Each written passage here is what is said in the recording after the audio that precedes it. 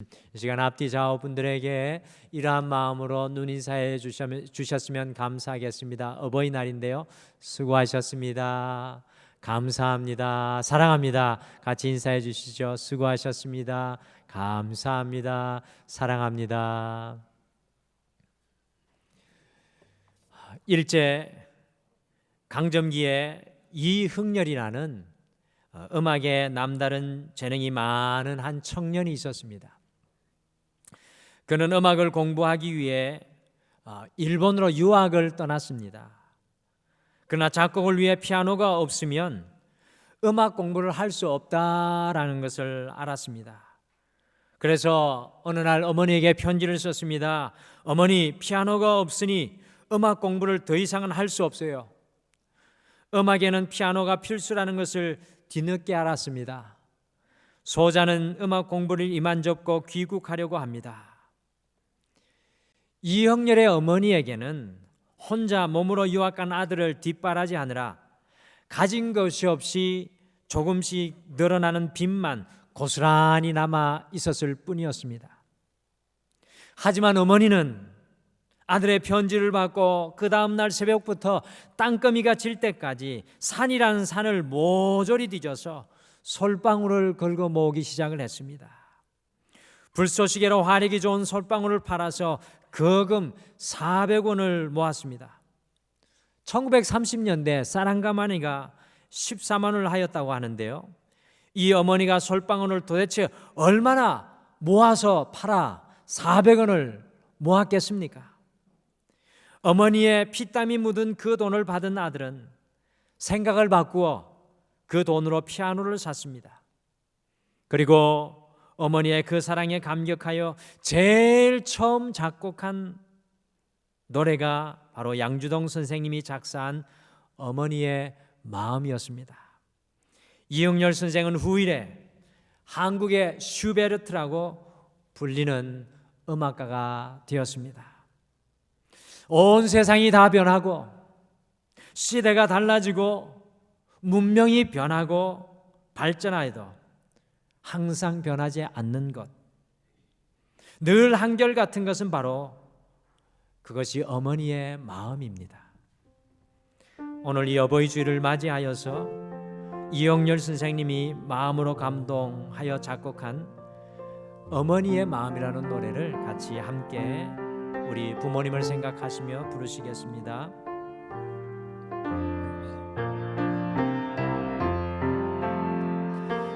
나 실제 괴로움 다 잊으시고 길을 제 밤낮으로 애쓰는 마음 쉰 자리 마른 자리 가라니 쉬며 손발이 다닳도록 고생하시네. 하늘 아래 그 무엇이 넓다리요. 어머님의 희생은 가히 없어라. 어려선 안고 업고 올려주시고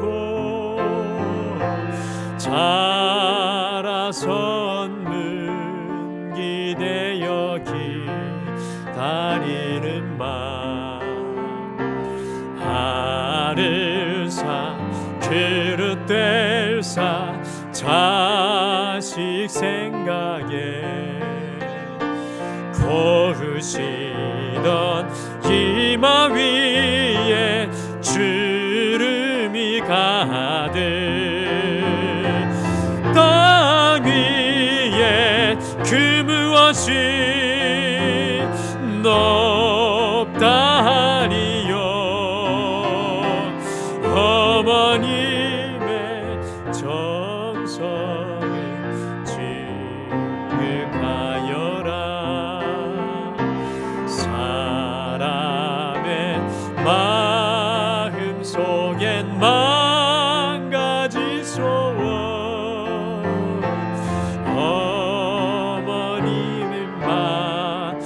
마음속에 오직 한 가지 아낌없이 일생을 자식 위하여 살과 뼈를 깎아서 바치는 마음 인간의 그 무엇이 거룩하리요 어머님의 사랑은 그지없어라.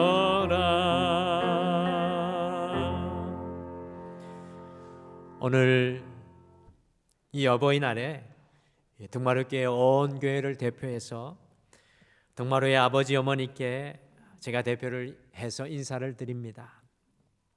자녀들을 위한 그 수고와 그 애쓰심에 진심으로 감사드립니다. 우리 모두 등마루의 모든 부모님들께 드리는 큰 박수로 하나님께 영광의 박수를 올려드리겠습니다.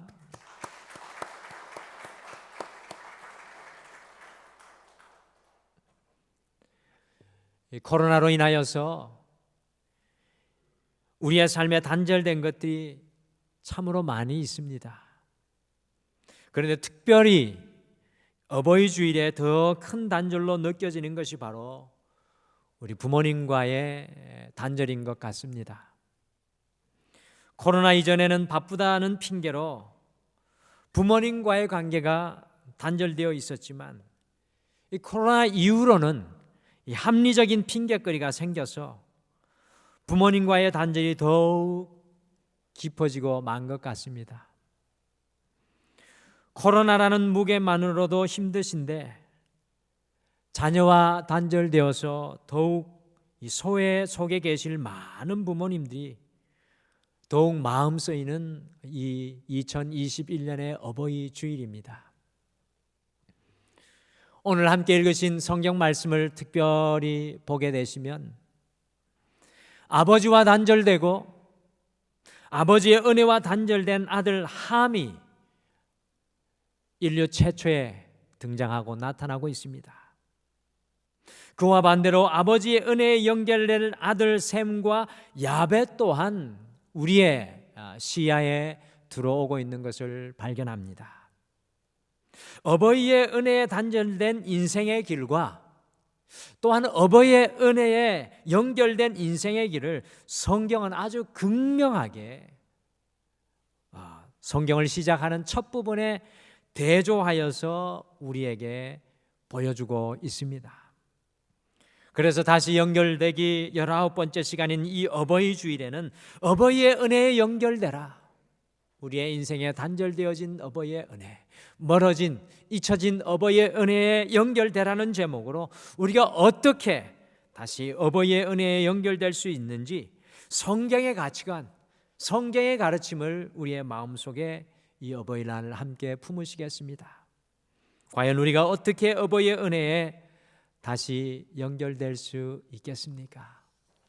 첫째, 어버이의 은혜에 연결되기 위해서는 부모님을 보배처럼 여겨야 합니다. 같이 에베소서 6장 2절과 3절 말씀 화면으로 함께 읽으실까요? 2절과 3절 말씀 같이 읽겠습니다. 시작. 내 아버지와 어머니를 공경하라. 이것은 약속이 있는 첫 계명이니 이로써 내가 잘되고 땅에서 장수하리라. 아멘. 이 공경하다라는 말의 히브리어는 카베드인데요, 이 공경이라는 카베드라는 말은 무겁게 여기다, 무게를 두다라는 뜻으로 그분들의 가치와 존중함에 대해서 무겁게, 존귀하게, 그리고 중요하게 여기라는 말씀입니다. 공경하다라는 말이 히브리어로 명사로 쓰이게 되면요, 그게 간이라는 단어가 됩니다. 우리 내장 중에서 가장 무거운 장기가 바로 간입니다. 간이 얼마나 중요한지 모릅니다. 간이 우리의 건강을 좌지우지합니다. 그러므로 카베드라는 단어에는 가장 귀하다, 존귀하다, 구약적 공경하라의 의미는 가장 귀하다, 존귀하다라는 뜻이 담겨 있습니다. 그런데 오늘 읽으신 에베소서에서는 헬라어로 공경하다라는 말이 쓰이고 있는데요, 헬라어로 공경하다는 말은 티마오라는 단어가 쓰이고 있는데 이것은 중요시하다는 뜻입니다. 이 바울 당시에 그리스도인들에게, 그리스 사람들에게 티마오라고 곧 공경하다라는 말, 이 존중하다는 말을 쓰면요, 금처럼 귀중한 것을 떠올렸다고 합니다. 티마오라는 단어가 쓰이는 것에는 금처럼 존귀한 것을 떠올렸다고 합니다. 이처럼 공경하라는 말은 부모님의 가치를 무겁게 중요하게 생각하게 하는 것이고요, 더 나아가 부모님을 금처럼 보배와 같이 여긴다는 뜻을 담고 있습니다. 어버이의 은혜에 연결되기 위해서는 부모님을 보배처럼, 부모님을 존귀하게, 부모님을 우리의 인생 가운데 무겁게 여겨야 합니다. 가치 있게 여겨야 합니다. 오늘 함께 읽으신 창세기 9장의 배경은 노아가 홍수 심판 이후에 600세의 노인이 된 때의 이야기입니다. 포도 농사를 지어놓고는 하나님께 의롭다고 인정을 받았던 아버지 노아가 어쩐 일인지 그의 인생에 한 번도 살펴보지 못했던 일, 발견되지 않았던 일, 포도주를 절제하지 못하고 지나치게 마셔 대낮에 벌거벗고 당신의 장막에 그만 누워 있었습니다. 이 모습을 둘째 아들 함이 보고는요, 창세기 9장 22절에 보시면 다른 두 형제들에게 신바람이 나서 가서 이 함이 떠벌렸습니다. 그런데 이때 함의 이야기를 들은 두 형제의 행동이 남달랐습니다. 어떤 행동을 하였을까요? 창세기 9장 23절을 함께 같이 읽겠습니다. 창세기 9장 23절 본문 말씀 같이 읽겠습니다. 시작. 셈과 야벳이 옷을 가져다가 자기들의 어깨에 메고 뒷걸음질 쳐 들어가서 그들의 아버지의 하체를 덮었으며 그들이 얼굴을 돌이키고 그들의 아버지의 하체를 보지 아니하였더라. 아멘. 두 아들 셈과 야벳이 옷을 가져다가 자기들의 어깨에 메고는 뒷걸음으로 조심조심 들어가서는 아버지의 하체를 덮어드리고 그들의 얼굴을 돌이켜서 아버지의 하체를 보지 아니하였다라고 말씀합니다. 왜 이렇게 성경은 두 아들의 행동을 아주 자세하게 기록해 놓은 것일까요? 왜 이렇게 성경이 두 아들의 행동을 자세히 기록해 놓은 것일까요? 셈과 야벳의 행동에서 무엇을 느끼시고 발견하십니까? 함과는 달리 셈과 야벳은 아버지 노아를 얼마나 존귀하게 보배롭게 생각하는지 알 수 없습니다. 성경은 우리에게 그것을 보여주기를 원하는 것입니다. 아니, 어떻게 셈과 야벳의 행동과 함의 행동이 이렇게 극단적으로 다를 수 있었습니까? 공경이라는 말에는 깊이 생각하다라는 뜻이 숨어 있습니다. 오늘 말씀 배경이 홍수 심판 이후인데요, 셈과 야벳이 아버지를 생각할 때마다 깊이 생각하여 잃어버리지 않는 것 하나가 있었습니다. 그것이 무엇이겠습니까? 무려 120년간의 믿음의 방주를 만들어서 자신들을 홍수의 심판에서 구원해 주신 아버지의 그 은혜를 깊이 생각하고 잊지 않고 그 아버지를 보배롭게 생각하고 있었다는 뜻입니다. 그러나 함은 이 아버지의 은혜를 까맣게 잃어버리고 있는 것을 우리는 발견합니다. 아버지를 존귀하게 보배롭게 여겼던 셈과 야벳은 놀라운 축복을 누리게 되었지만 아버지를 보배롭게 여기지 못했던 함은 불행의 길이 그의 인생 앞에 열려지는 것을 발견합니다. 2018년 3월에 오랜 동안 간경화로 고생하던 한 아버지가 아들을 통하여 간 이식을 받게 되었습니다. 그런데 여러분, 아버지의 간 이식을 하였던 아들이 어떤 아들이었냐 하면 수능 시험을 80여일 앞둔 고3 수험생이었습니다. 가족들이 만류하고 아버지가 만류하였지만 아들은 자식이라면 당연히 해야 할 일이 아니냐면서 자신의 간 70%를 아버지에게 이식을 했습니다. 수술 후유증으로 인해서 아들은 그 해 대입 시험에서 원하는 성적을 얻지 못했고요, 대학 진학에 실패를 하였습니다. 여러분들, 당연한 일이 아닐까요?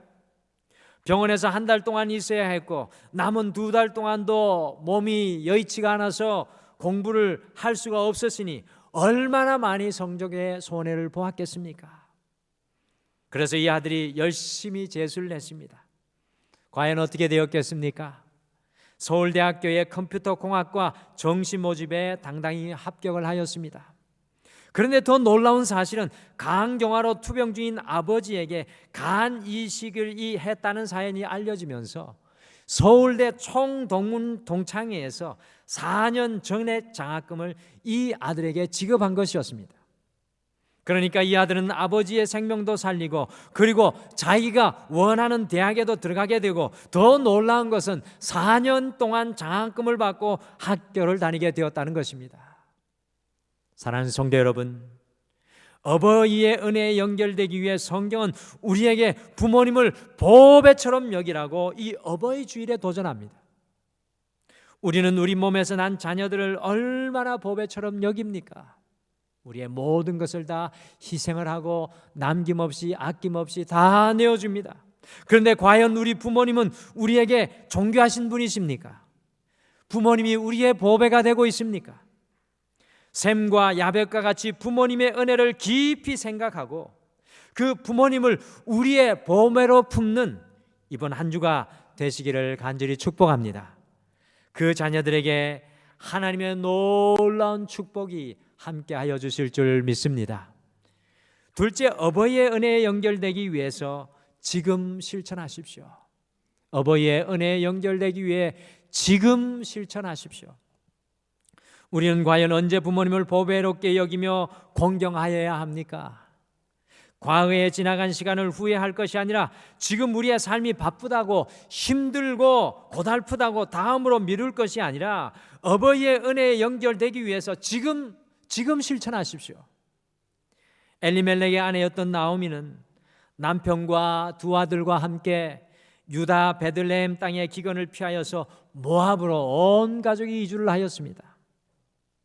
나오미의 인생 중에 가장 소망이 없고 가장 힘든 시간이 닥쳐오는데 그 이유는 남편이 죽고 2 아들도 죽고 그래서 2 며느리와 함께 자기만 남았습니다.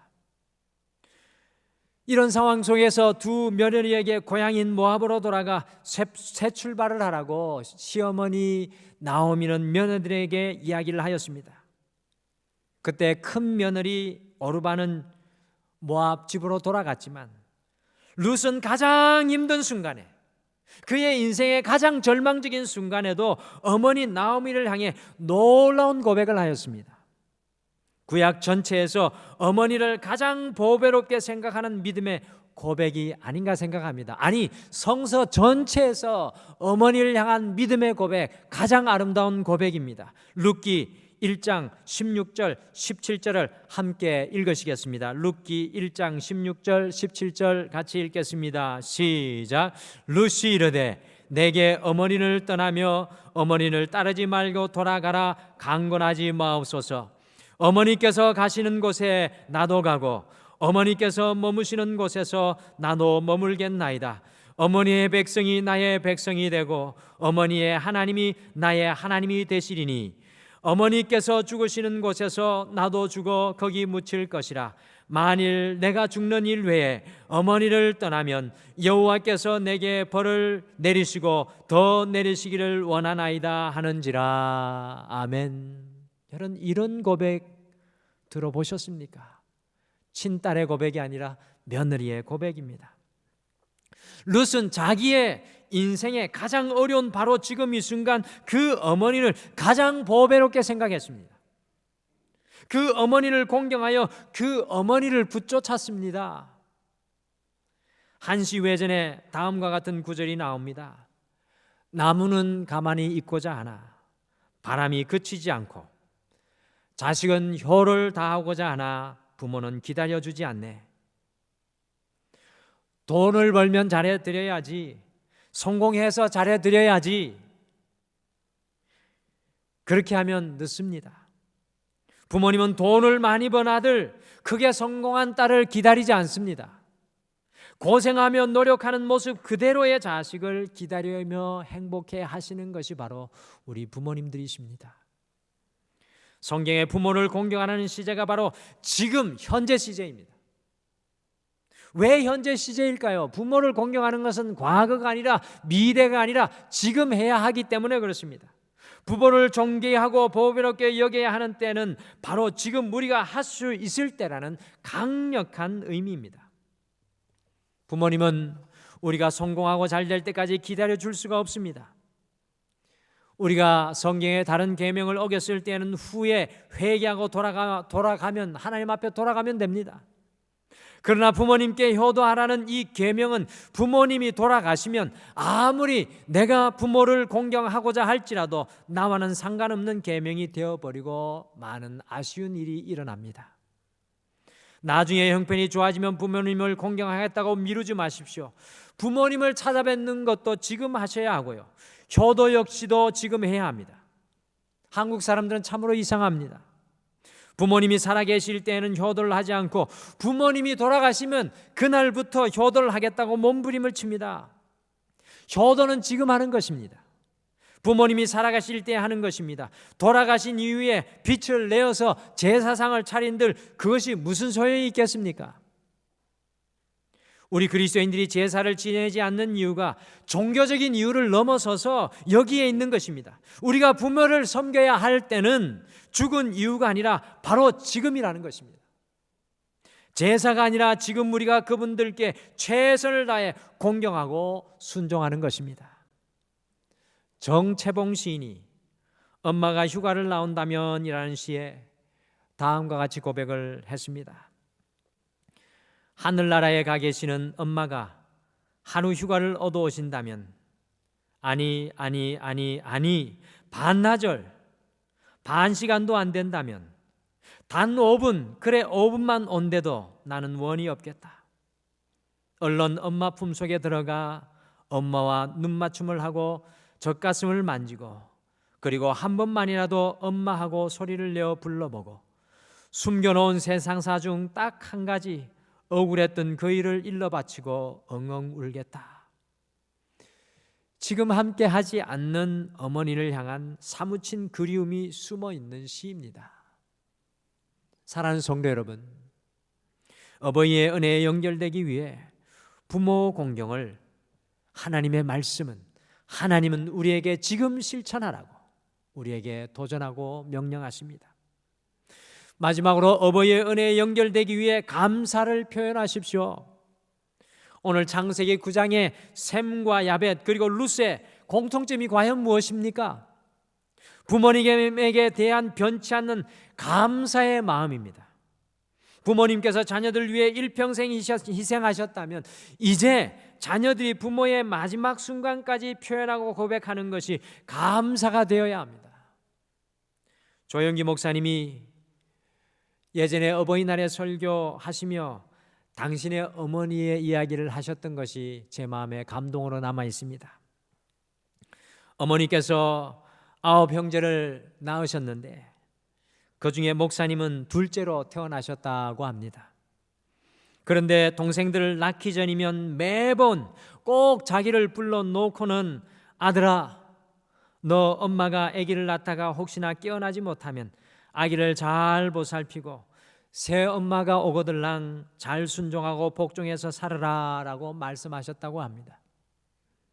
동생이 줄줄이 어머니 이 뒤를 따라 나오는데 어머니께서 그 말씀을 하시는 것을 그때 당시 조 목사님은 대수롭지 않게 여겼는데 나중에 부모가 되어 보니까 어머니가 어린 아이를 낳을 때마다 어머니의 생명의 위기를 느꼈던 것을 깨닫게 되었다고 합니다. 그리고 어린 시절 푯덩어리를 낳으면 요즘에는 다른 방 침대에 누이지만요, 예전에는 한 방에서 다 함께 잠을 잤는데 밤에 아이들 중에 누가 오줌을 싸면 방바닥이 오줌으로 젖으니까 어머니가 그 젖은 자리에 당신이 누우시고는 마른 자리에 동생들을 누이시는 것을 보셨다고 합니다. 어린 시절에는 어머니는 원래 그렇게 하는가 보다라고 생각하고는 별 감동이 없었는데 어느 날 돌아보니 얼마나 어머니가 자녀들을 사랑하셨는지 절감하게 되었다고 고백을 하였습니다. 한때 텔레비전 뉴스에 나온 내용입니다. 우리나라 최남단에 여수가 있는데 여수에서 100km, 8km를 돌아가면 돌산면에 섬마을이 하나 있습니다.